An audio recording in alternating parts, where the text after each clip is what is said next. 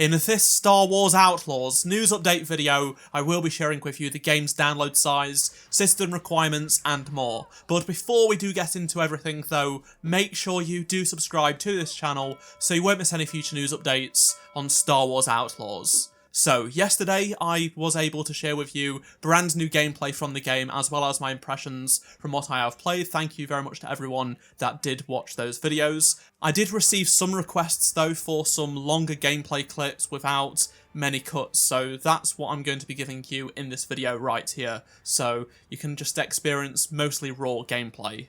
You can expect even more new gameplay and preview content on this game from myself throughout this week. I got to interview the game's 3 directors as well as the cast, so look out for those interviews with some really interesting details that have not been shared anywhere just yet. And I also have a vlog from the event and more stuff coming out, so stay tuned for that.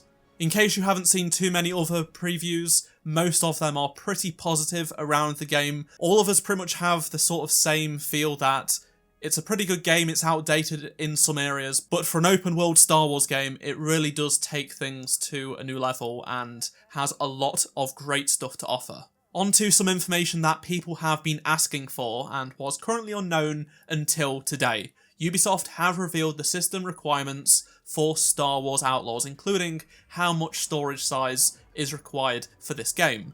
What they've done is actually introduce 4 different levels of quality from minimum to recommended up to high and ultra. As I expected and as I have been saying, the minimum and recommended requirements are similar to what the Avatar game Massive previously put out, so if you've played that game you know what to expect here. But to kick things off, let's talk about storage size, because it is actually less than the Avatar game. So Avatar Frontiers of Pandora came in at about 90GB on PC.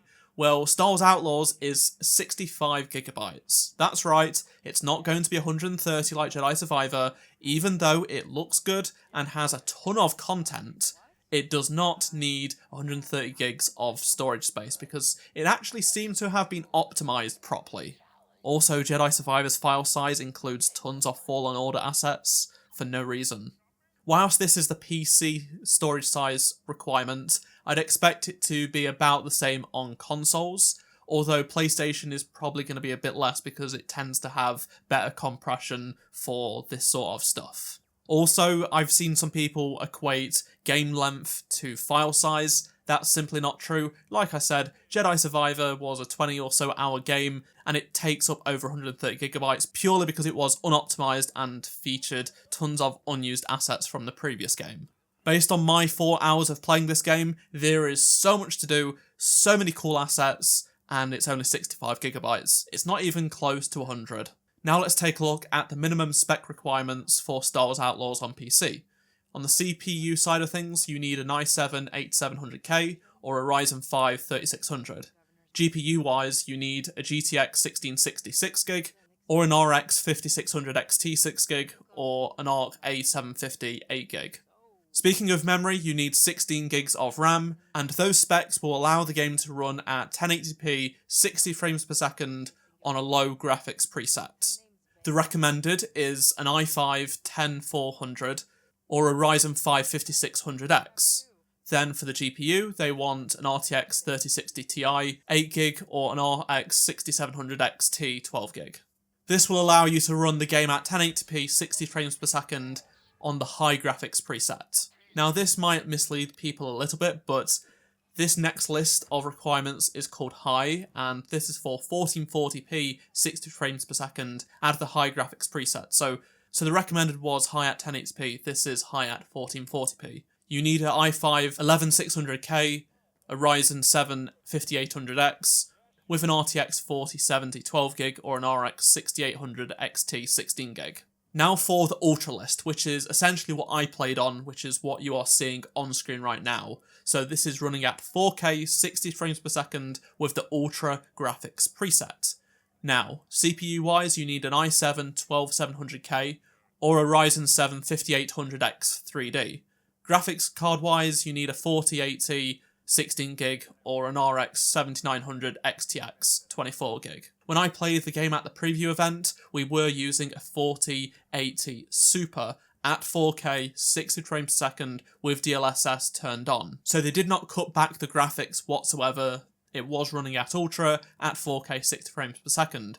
I know most people don't want to play at 4K. They're probably going to be playing at 1080p or 1440p for PC gaming. So there will be a bit of overhead there to turn up the graphic settings here and there. And obviously DLSS at launch is a big help. So yeah, it is a demanding game in some respect, but at the same time it makes sense given just how much stuff will be on screen at any given time, given the graphics, given this, that and the other. Sure, some bits here and there are a little bit outdated, but it's also displaying some stuff we've never seen before in a Star Wars game.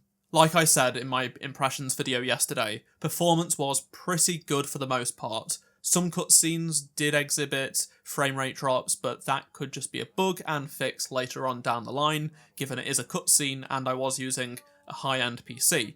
Some combat areas did drop frames below 60, which isn't great, but also I was playing on Ultra at 4K, and I don't want to be doing that typically on a PC, but it is what it is. That's what I've experienced in that preview build, and there is still a month from launch. That was also last month. They've probably been doing some optimization. There will be a day one patch. Who knows, it could improve by launch. I'd love to hear your thoughts on anything I've talked about in this video, so please do let me know down in the comment section below, and remember to drop a like to help support the channel, subscribe so you don't miss any future news updates on Star Wars Outlaws, and if you did miss any of my previous videos, click on the playlist on screen right now, and I shall see you in my next video. Goodbye.